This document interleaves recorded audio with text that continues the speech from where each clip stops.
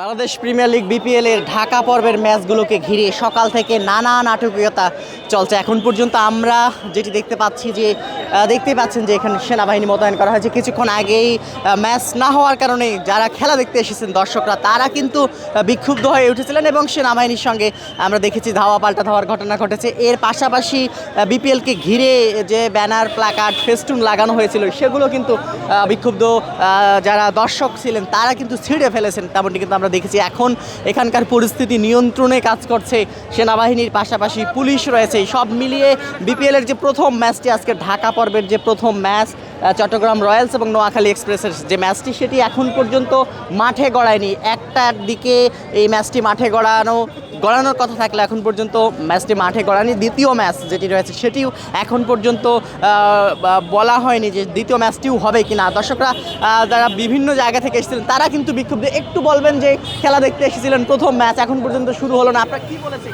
আমরা সেই 12টা বাজে খেলতে আসছি, বুঝছেন, খেলা দেখবে আসছিলাম আর কি। এখন এখানে আসার পরে আমরা শুনি যে খেলা হবে না কি কোন সময় জানতে পারি, তাও আবার একটার পরে যে সময় টস হইব ওই সময় থেকে আমরা জানি যে খেলা হইতেছে না।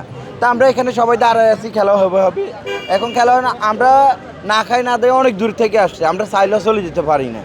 আমরা আশাবাদী ছিলাম খেলা হবে, আমরা খেলা দেখে যাব, কিন্তু বিসিবি থেকে অথবা নিরাপত্তা বাহিনী আমাদেরকে কোনোরকম কোনো দিতে পারে না যে আজকে খেলা হবে না। আমাদেরকে বলতেছে ওয়েট করতে করতে আমাদের সময়টাই এই পর্যন্ত নষ্ট করেছে। দর্শক, যেমনটি বলছিলাম যে ঘন্টার পর ঘন্টা দর্শকরা খেলা দেখার জন্য মাঠে এসেছেন এবং তারা এখন পর্যন্ত মাঠের ভিতরে ঢুকতে পারেননি। আদৌ খেলা হবে কি না এটি এখন পর্যন্ত নিশ্চিত করে বলতে পারছেন না। বিসিবির পক্ষ থেকেও এটি এখন পর্যন্ত নিশ্চিত করে বলা হয়নি।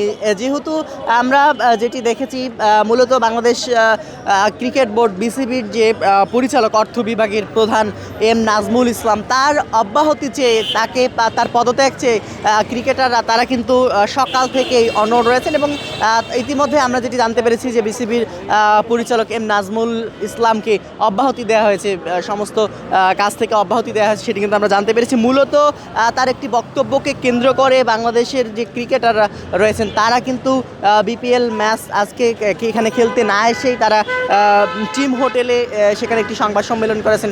তারপর থেকেই দর্শকরা যারা মাঠে এসেছিলেন তারা কিন্তু খেলা দেখার জন্য মাঠে এসেছেন এবং এখন পর্যন্ত এই বিপিএলের যে প্রথম ম্যাচ সেটি শুরু হবে কিনা, দ্বিতীয় ম্যাচটিও হবে কিনা এটি এখন পর্যন্ত বলা যাচ্ছে না। তবে সব মিলিয়ে এখন পর্যন্ত মিরপুর স্টেডিয়ামের সামনে কিছুক্ষণ আগে আমরা দেখেছিলাম যে থমথমে পরিস্থিতি ছিল। আইন শৃঙ্খলা রক্ষাকারী বাহিনীর সঙ্গে, বিশেষ করে সেনাবাহিনীর সঙ্গে পুলিশের সঙ্গে ধাওয়া পাল্টা ধাওয়ার ঘটনা ঘটেছে এবং প্ল্যাকার্ড ফেস্টুন থেকে শুরু করে অনেক কিছু কিন্তু যারা বিক্ষুব্ধ দর্শক তারা কিন্তু কিছু প্ল্যাকার্ড ফেস্টুন ভাঙচুর করেছেন সেটিও আমরা দেখেছি।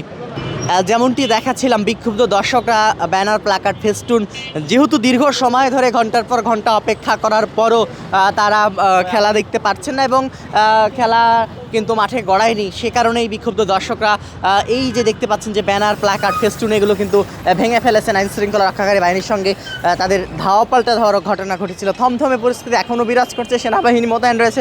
মিরপুর স্টেডিয়ামের চারিপাশে কঠোর নিরাপত্তা বলয় তৈরি করা হয়েছে। এখন পর্যন্ত যে প্রথম ম্যাচটি কিন্তু হবে কিনা বা দ্বিতীয় ম্যাচটিও হবে কিনা কোনো দল কিন্তু এখন পর্যন্ত মাঠে আসেনি, সেটি কিন্তু আমরা দেখেছি। সব মিলিয়ে বিপিএলের ঢাকা পর্ব কিন্তু এমন বিশৃঙ্খলা পরিস্থিতির মধ্যে দিয়েই কিন্তু ঢাকা পর্বের আজকে ম্যাচ যেটি হওয়ার কথা ছিল সেটি কিন্তু এখন পর্যন্ত আদৌ হবে কিনা সেটি বলা যাচ্ছে না।